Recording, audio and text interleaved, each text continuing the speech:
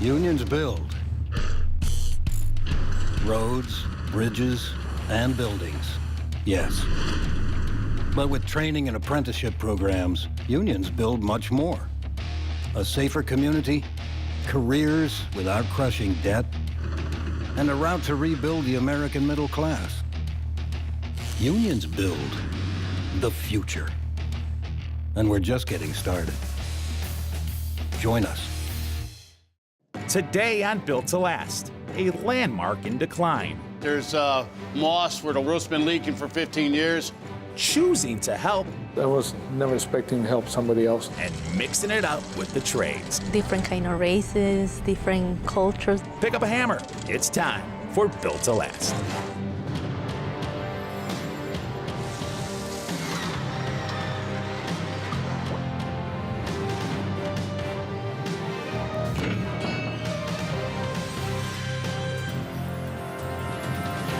Built to Last is brought to you by the Chicago Regional Council of Carpenters Labor and Management Committee and Armstrong Ceilings. Faster, easier, better. Welcome to Built to Last. I'm Mark Nilsson. And I'm Monica Peterson. We're here at the Chicago Regional Council of Carpenters Apprenticeship and Training Center. It's right here where apprentice carpenters learn to bring old buildings back to life. In our first story, the efforts of skilled labor is breathing life back into an historic building that was once used to save countless lives of people from neighboring communities. It was very impressive. It had these columns, very classical, and then it gradually expanded as the population of Chicago grew, so it became bigger and bigger, and at one time it was the only game in town, really. And it was really the place to educate doctors. I came to Cook County in 1965, and I was chief of nephrology, which is kidney disease, until 2008. And even by the time I came to county, most of the physicians and surgeons in Chicago had been trained at county. And they were very proud of their training, and they called themselves countymen. 1975 budget cuts and a strike among interns and residents closed the hospital and left the building abandoned. From there, time took its toll, and the building began to decay.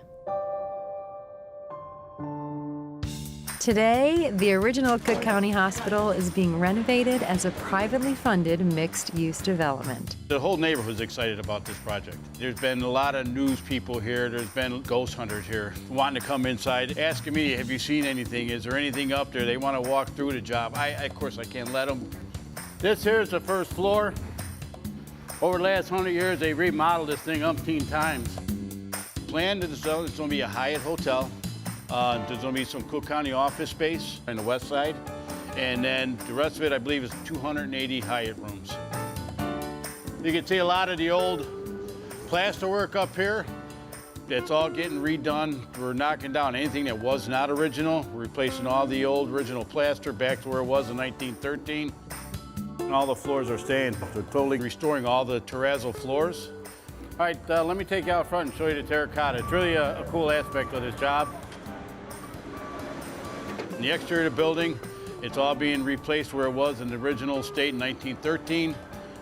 Certain terracotta over the years, it gets compromised, cracked, broken. They're all being sent out to a company in California to get remolded, remade to match the exact same color as it was when it was originally built. So when these pieces come in, it's all going to match like it was never even taken out or broken originally. You just don't see this every day in Chicago. I'm really happy to be part of it. Okay, let's go in the lift and back inside to continue the tour. This is the 5th floor. All the walls you see, the clay tile walls, everything gets removed with the exception of the exterior walls. So it's just going to be a shell.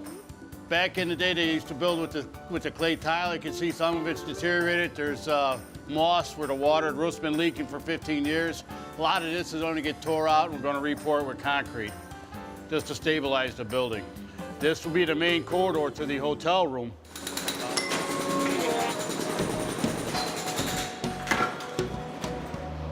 All right, and see this is an active demolition floor. This here is the 5th floor. Got to use lightweight bobcats because of the clay tile floor. We can't have more than 3,000 pounds just because of the clay tile won't be able to handle the weight. Just tearing the walls down, dumping them down the elevator shaft, directly in the dumpsters, we pull them out and go. On the side over here, I'm taking out the outside wall and pushing it right into a dumpster also.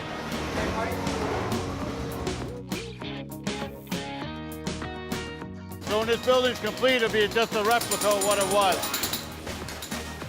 When this was an open hospital back 100 years ago, they had 2 large operating theaters. This was a teaching hospital back in the day. Matter of fact, right where we're standing, there'd be someone having surgery, active surgery, while everyone would be up here sitting, watching. I've heard they were very large. They were not air conditioned. They had to keep the windows open in the summer. And the story has it that the nurses used to run around with swatters to get rid of the flies in these large operating theaters. As a carpenter, just seeing how things were made over 100 years ago is amazing. I'm a history buff. I love doing the rehabs of these jobs. It's turning something old into new. Seeing how it was built before and seeing how to put it back together is really kind of exciting. These 2 gentlemen did not turn a blind eye. They decided to help. That's the big adjective in training, deciding to help. At Armstrong Ceiling and Wall Solutions, we take great pride in making a positive difference in the lives of people. With the broadest portfolio in the industry and the technical performance to back it up, you can design and install with confidence. Our ceiling construction expertise, training, and pre-engineered ceiling solutions make it easy for you to seamlessly transition from one end of the building to the other. Improve construction efficiencies and keep every job on time, on budget, and on the mark with Armstrong Ceiling and Wall Solutions. Faster, easier, better. When you need a concrete contractor for your commercial project, you can't waste time waiting through countless unproven contractors who don't specialize in the job type you need or service your area. ConcreteIL.com lets you browse Northern Illinois' top contractors to find the perfect fit for your exact needs. You can filter our vetted list of contractors by both job type and location, and even request proposals directly through the site. Thinking commercial concrete? Think ConcreteIL.com. From bridges and trains to iconic high-rises, have you ever wondered who's powering Chicago? Unlike our sports heroes, they go unnoticed. Yet they proudly keep our businesses, homes, and great city running. IBEW Local 134 electricians and the electrical contractors have the experience, training, and reliability to keep Chicago open for business.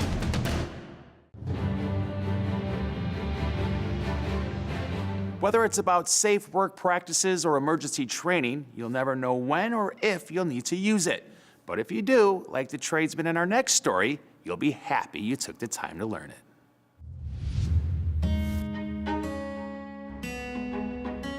Safety is why we're here today.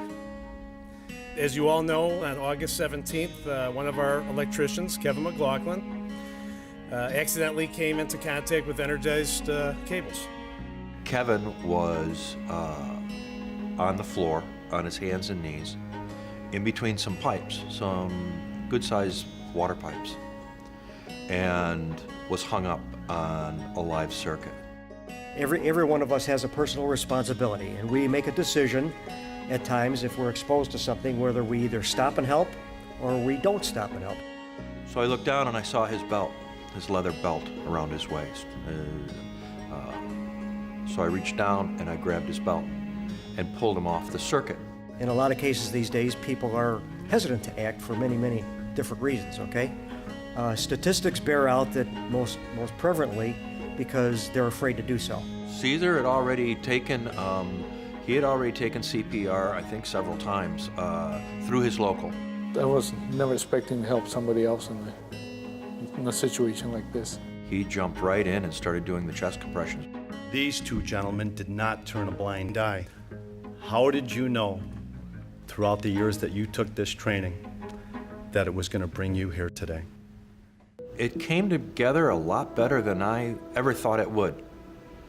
All the times that I've taken training, I don't think I ever really wanted to use it. I think I was always afraid.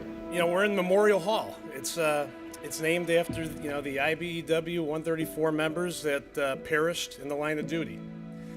And I don't know if you noticed when you walked in today, there's a list of names on the outside of those members. It just seemed like the right thing to do. There didn't seem to be a choice. Our electrician's name would be on that wall if it was not for their efforts. They decided to help. That's the big adjective in training. Deciding to help, not being fearful, because in a crisis situation, everyone reacts confused and disoriented. It's a race for time. Within 4 minutes, without oxygen, the brain starts to die. In Chicago and across the country, far too few people are equipped to save a life in an emergency. How many of you in the room know CPR? Good handful of you, great. We train CPR annually.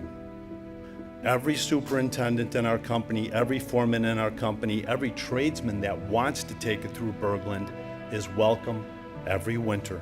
With our company, they want to make sure that they have at least 1 to 2 people that are CPR certified on the site, on every site. But everybody should be trained. I could say I have that CPR training. Maybe I might not follow step by step, but the first thing I know what to do is secure the area and try and get that member out of harm's way or individual. Then call 911. Then administer the compressions. Pushed hard and fast at the center of their chest at a beat of 100 beats per minute. So you're probably thinking, what is that beat? We all know the song Staying Alive. Yeah, that's how, yeah, everyone's laughing, but that's the beat that you do to save someone's life. Get somebody out at that site fence, get that paramedic into that individual with that AED ASAP. It's for all of us to have a call of action. Going out there and getting that CPR training, knowing what to do, and then telling our stories. I never considered myself a hero. I still don't. I see it more as just being in the right place at the right time. The main thing is Kevin's fine. I commend you both, commend your families. I'm glad you were, obviously you're here today to celebrate with us. The laborers, the carpenters, the operators, everyone, the bricklayers. We've got a solid group of guys that stick together. And Kevin would be in a much different place right now, and so would this local without him. If it wasn't for a few people in this room that got us on that path, like Don, Jim Conley of the Laborers District Council, Chuck Laverty, these are the guys that believe and understand how important training is to all of us. Now found in many public places, an automated external defibrillator uses an electric shock to restart a heart and cardiac arrest. So they'll rev their motors, beat on the side of the boats with baseball bats or pipes, and scare the Asian carp from where they were into the nets. Keeping restaurants and hotels up to date with the latest design trends is a constant challenge. Finding qualified contractors isn't at finishingchicago.com.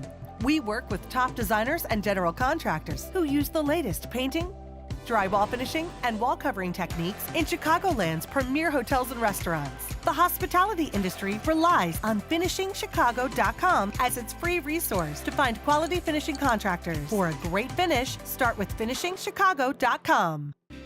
24/7, IBEW Local 9 linemen are there protecting you and your family. From the moment you wake up with a power in your home, on your way to work, lighting the way and easing congestion, plus keeping you safe with traffic lights and cameras. So the next time you're at a stoplight, pass under a power line, or just pull into your brightly lit neighborhood, think of your friends at IBEW Local 9.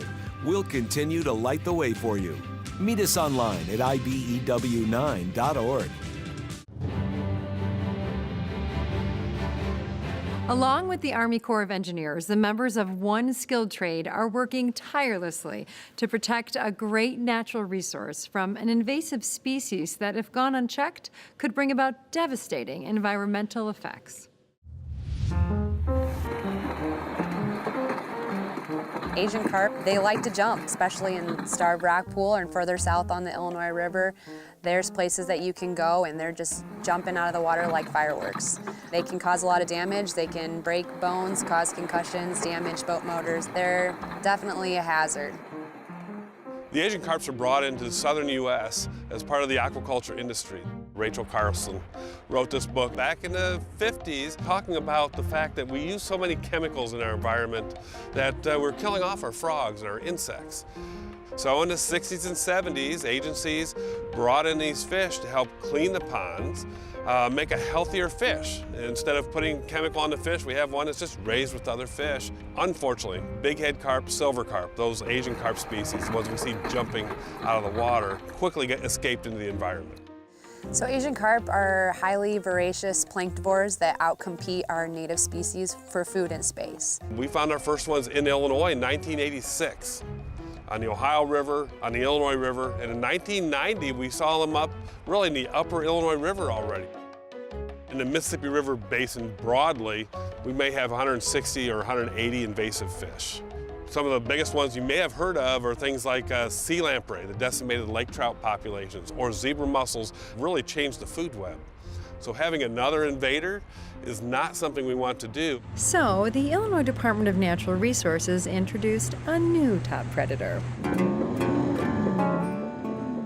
We are in the Hansen Material Services West Pit. It's a backwater lake, 500-acre backwater lake that's indirectly connected to the Illinois River. And we have 3 commercial fishermen out here that are contracted through the state that are removing Asian carp from these waters. They have gill and trammel nets, and they lay the nets out in the water. Once the nets are laid out, the commercial fishermen will drive. So they'll rev their motors, beat on the side of the boats with baseball bats or pipes, and scare the Asian carp from where they were into the nets. The commercial fishermen have grown up in Illinois fishing for things like catfish and buffalo. We have to kind of encourage them. The markets, the demand for these fish has been fairly low. None of the fish that we catch are used for human consumption. They're used for fertilizer, lobster bait out in Maine, crayfish bait in Louisiana, pet treats. Farther downstream, there is a commercial market, and it is for human food. They taste very good. Like a cod, very light. It's not very fishy at all. So when we started this program in 2010, we were catching very large Asian carp, very large bighead carp and silver carp. And as the program has progressed, we're actually seeing that the Asian carp have gotten smaller in size. In the last 7 years, we've seen a 96% decrease in the relative abundance of those fish at the farthest north populations. But the Illinois River is the gateway to the entire Great Lakes, and while human predation has cut the numbers dramatically, that's not enough for the Army Corps of Engineers. There are still a few survivors and over 150 other invasive species to contend with.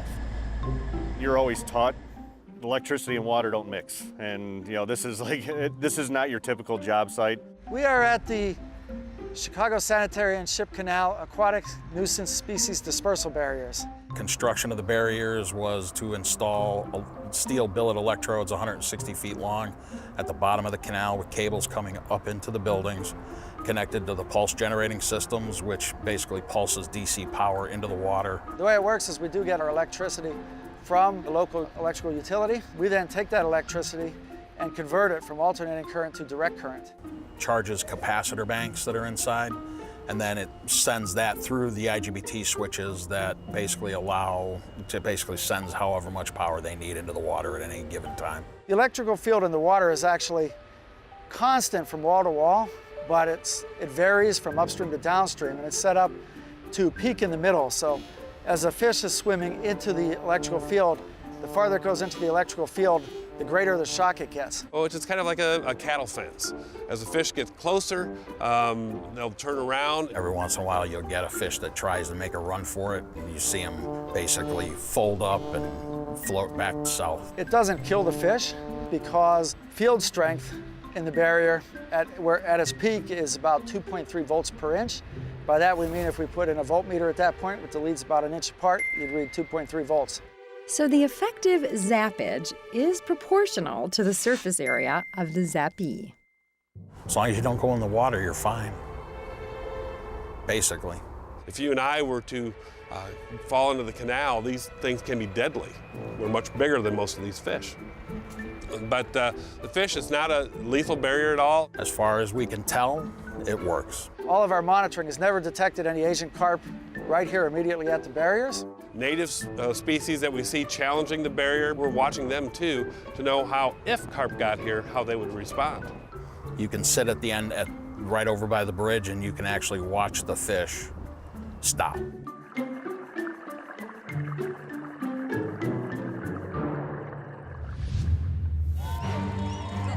In the trade, you met different kind of races, different cultures, different people, and in the end, we all the same family. When you have plumbing issues in your home, it can disrupt your whole routine. At Plumbers 911, we connect you with a highly experienced plumber in 5 minutes or less. We call it our 5-minute promise. All of our expert plumbers are highly trained, background checked, licensed, and insured, so you can feel confident that your job will be done right the first time. Our phones are open 24/7 to help solve your problem, day or night, at 1-833-PLUM-911. Plumbers 911, your plumbing connection. We are DeWalt. We're the ones who grind it out. The ones using materials from all over the world to build the things that build America right here in America. And there's no place we'd rather be. Land of the free, tools of the brave.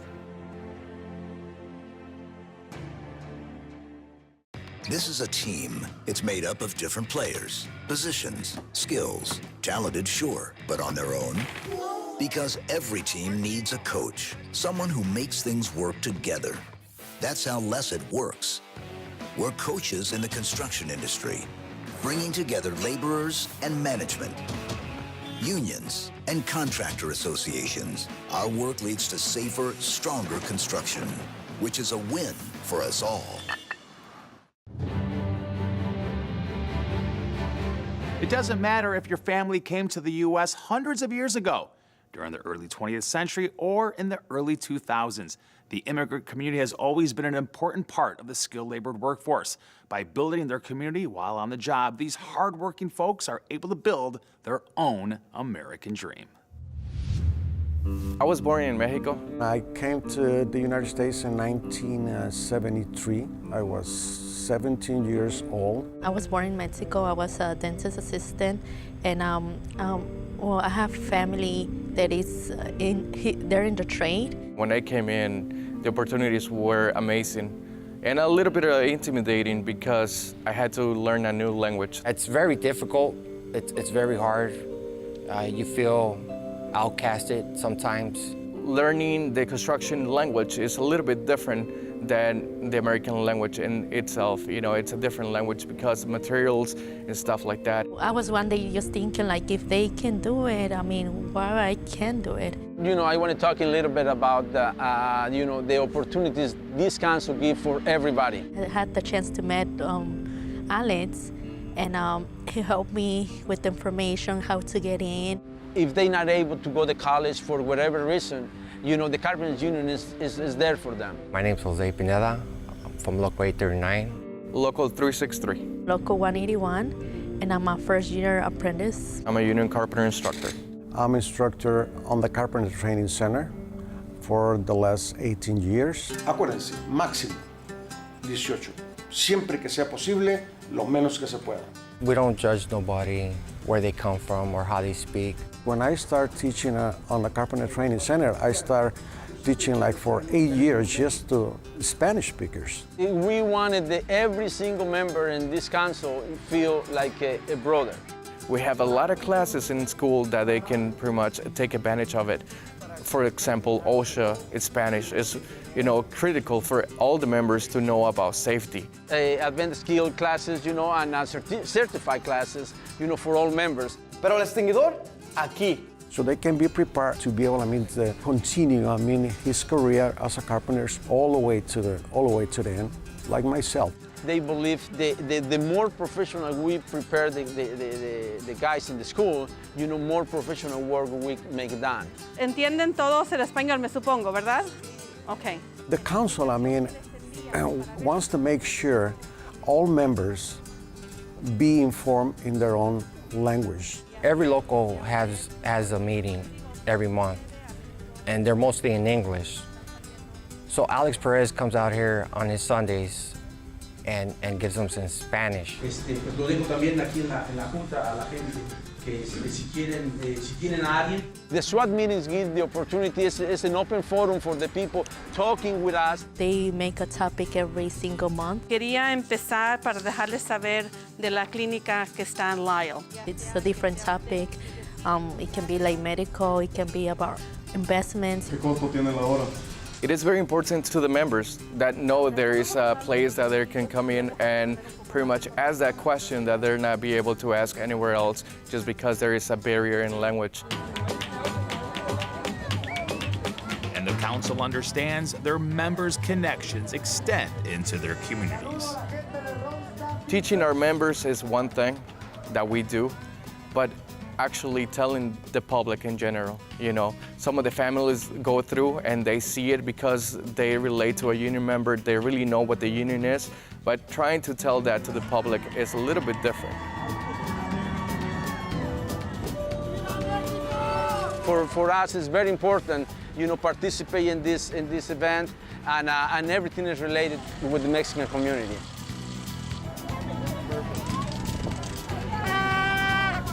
We got 3 or 4 generations in this council, and with the Spanish community, we got the same.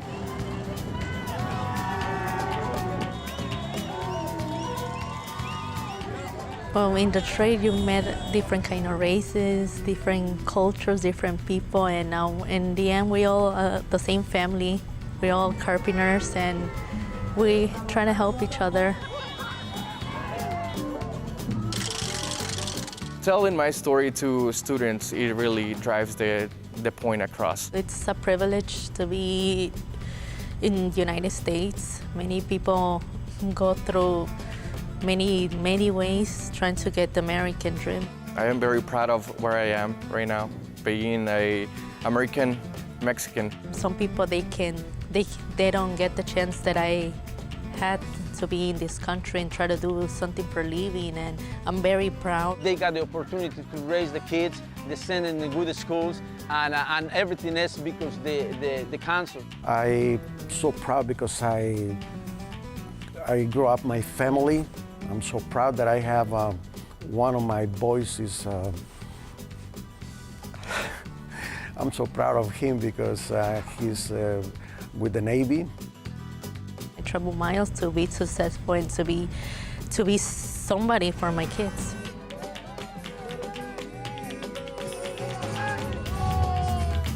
That's all for this episode of Built to Last. Thanks for joining us. We'll see you next time. And be sure to check us out on social media. We're on Twitter, Facebook, and Instagram. You know, when I was a kid, my social network was called Outside. I would yell, "Watch Built to Last! Watch Built to Last!" I knew the show was coming.